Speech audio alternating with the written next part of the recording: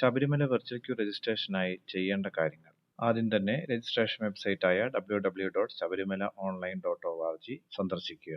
Registration process തുടങ്ങുന്നതിന് മുമ്പ് തന്നെ നമ്മൾ ഈ രണ്ട് ഡീറ്റെയിൽസ് കളക്ട് ചെയ്യുക.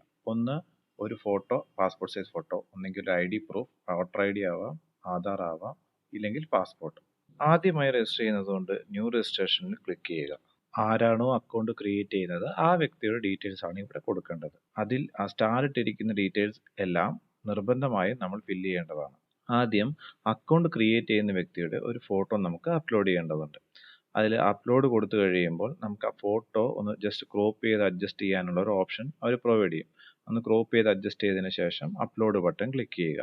പിന്നീട് അതിലെ മാൻഡേറ്ററി ഫീൽഡുകളായിട്ടുള്ള, അതായത് നമ്മൾ നിർബന്ധമായും ഫില്ല് ചെയ്യേണ്ട ഫീൽഡുകൾ, അതായത് ചുമന്ന സ്റ്റാർ ഉള്ള ഫീൽഡുകൾ എല്ലാം നമ്മൾ ഫില്ല് ചെയ്ത് കംപ്ലീറ്റ് ചെയ്യുക. അതിൽ നമ്മൾ ഡേറ്റ് ഓഫ് ബർത്ത് കൊടുക്കണം, നമ്മുടെ പേര് കൊടുക്കണം, നമ്മുടെ അഡ്രസ്സ് കൊടുക്കണം, നമ്മുടെ സ്റ്റേറ്റ് കൊടുക്കണം. അങ്ങനത്തെ കാര്യങ്ങളെല്ലാം നമ്മൾ ഫില്ല് ചെയ്തതിന് ശേഷം നമ്മൾ ഏത് ID പ്രൂഫാണ് കൊടുക്കുന്നത് എന്ന് സെലക്ട് ചെയ്യുക. അത് വോട്ടർ ID ആണോ, ആധാർ ആണോ, അല്ലെങ്കിൽ പാസ്പോർട്ട് ആണോ. ഈ 3 ID പ്രൂഫുകളും ഫോട്ടോ ഉള്ള ID പ്രൂഫുകളാണ്. അപ്പോൾ അത് സെലക്ട് ചെയ്തതിന് ശേഷം ആധാർ ആണ് സെലക്ട് ചെയ്യുന്നതെങ്കിൽ ആധാറിൻ്റെ നമ്പർ അടുത്ത കോളത്തിലേക്ക് അടിച്ചു കൊടുക്കുക. അതിനുശേഷം ലാസ്റ്റ് നമ്മളൊരു പാസ്വേഡും ക്രിയേറ്റ് ചെയ്യണം. നമ്മൾ ഈ കൊടുക്കുന്ന പാസ്വേഡ് ആയിരിക്കും ഇനി ലോഗിൻ ചെയ്യാൻ വേണ്ടി ഉപയോഗിക്കുക.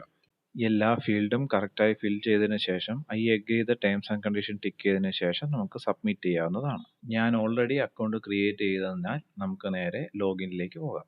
ലോഗിൻ ചെയ്യുന്നതിന് വേണ്ടി നമ്മൾ ക്രിയേറ്റ് ചെയ്യുമ്പോൾ കൊടുത്ത മെയിൽ ID യോ ഫോൺ നമ്പറോ ലോഗിൻ ചെയ്യാൻ ഉപയോഗിക്കാം. പാസ്വേഡായി നമ്മൾ അവിടെ ക്രിയേറ്റ് ചെയ്ത സമയത്ത് എന്ത് പാസ്വേഡാണോ കൊടുത്തത് അത് നമുക്കിവിടെ കൊടുക്കാവുന്നതാണ്. ലോഗിൻ ചെയ്ത് നമ്മൾ എത്തുന്നത് ഇങ്ങനൊരു വിൻഡോയിലേക്കാണ്. അതിൽ നമുക്ക് ആവശ്യം വെർച്വൽ ക്യൂ എന്ന് പറഞ്ഞ ഓപ്ഷനാണ്. അത് ക്ലിക്ക് ചെയ്യുക. വെർച്വൽ ക്യൂ ബുക്ക് ചെയ്യുമ്പോൾ നമ്മൾ കുറച്ച് കാര്യങ്ങൾ ശ്രദ്ധിക്കേണ്ടതുണ്ട്. അതിൽ ആദ്യത്തെ ഓപ്ഷനായ ഡേറ്റ് സെലക്ട് ചെയ്യുക. ഇതിൽ റെഡ് ആയിട്ട് കാണുന്നത് ഓൾറെഡി ബുക്ക്ഡ് ആണ്, അല്ലാതെ നമുക്ക് ഗ്രീൻ ആയിട്ട് കാണുന്നതാണ് നമുക്ക് ബുക്ക് ചെയ്യാൻ ഓപ്പൺ ആയിട്ടുള്ള സ്ലോട്ടുകൾ.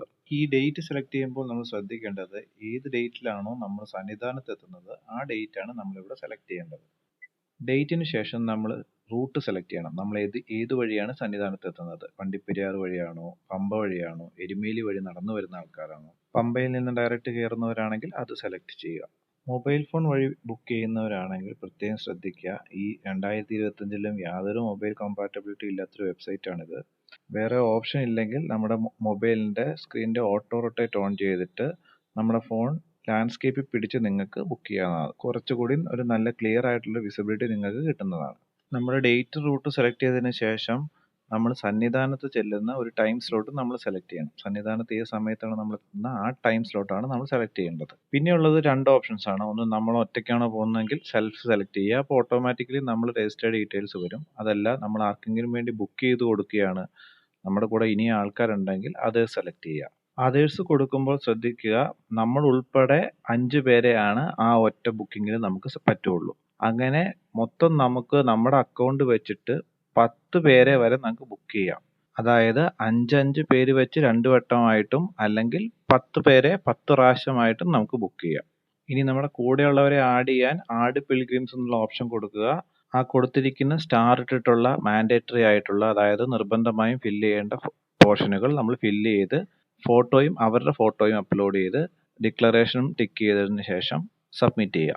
ആഡ് കൊടുത്തു കഴിയുമ്പോൾ നമ്മുടെ ഇവിടെ പിൽഗ്രിം ഡീറ്റെയിൽസിൻ്റെ അവിടെ ഡീറ്റെയിൽസ് വരും. രണ്ടാമത്തെ ഓപ്ഷൻ, ഓൾറെഡി നമ്മുടെ കയ്യിൽ ഡീറ്റെയിൽസ് ഉണ്ടെങ്കിൽ അവരെ മാത്രം നമ്മൾ ചൂസ് ചെയ്തിട്ട് ആഡ് കൊടുക്കുക. അപ്പോൾ അവരുടെ ഡീറ്റെയിൽസ് നമുക്ക് ഓട്ടോമാറ്റിക്കലി അവിടെ വരുന്നതാണ്. ഈ ലിസ്റ്റ് ഉണ്ടാക്കുന്നത് നമ്മൾ ഓൾറെഡി ആഡ് പിൽഗ്രിം കൊടുത്ത് ഡീറ്റെയിൽസ് എൻ്റർ ചെയ്ത് വെച്ചിരിക്കുന്ന ആൾക്കാരാണ് ഓൾറെഡി. അവരെ നമുക്ക് സെലക്ട് ചെയ്ത് മാർക്ക് ചെയ്ത് നമ്മുടെ ഡീറ്റെയിൽസിലേക്ക് ആഡ് ചെയ്യാവുന്നതാണ്. ഈ പ്ലാറ്റ്ഫോം വഴി തന്നെ നിങ്ങൾക്ക് പ്രസാദത്തിനുള്ള ടിക്കറ്റ്സും എടുക്കാവുന്നതാണ്, അരവണയ്ക്കും അപ്പത്തിനും ഒക്കെ ഉള്ളത്. പിന്നെയുള്ള ഒരു ഓപ്ഷൻ എന്ന് പറയുന്നത് നമ്മൾ പിൽഗ്രിം റീഫണ്ടിലേക്ക് കൊടുക്കുന്നുണ്ടോ ഇല്ലയോ എന്നുള്ളതാണ്. യെസ് ഓർ നോ കൊടുത്തതിന് ശേഷം ആഡ് ടു വിഷ് ലിസ്റ്റിൽ ക്ലിക്ക് ചെയ്ത് കഴിഞ്ഞാൽ അടുത്തൊരു പേജിലേക്ക് വരും.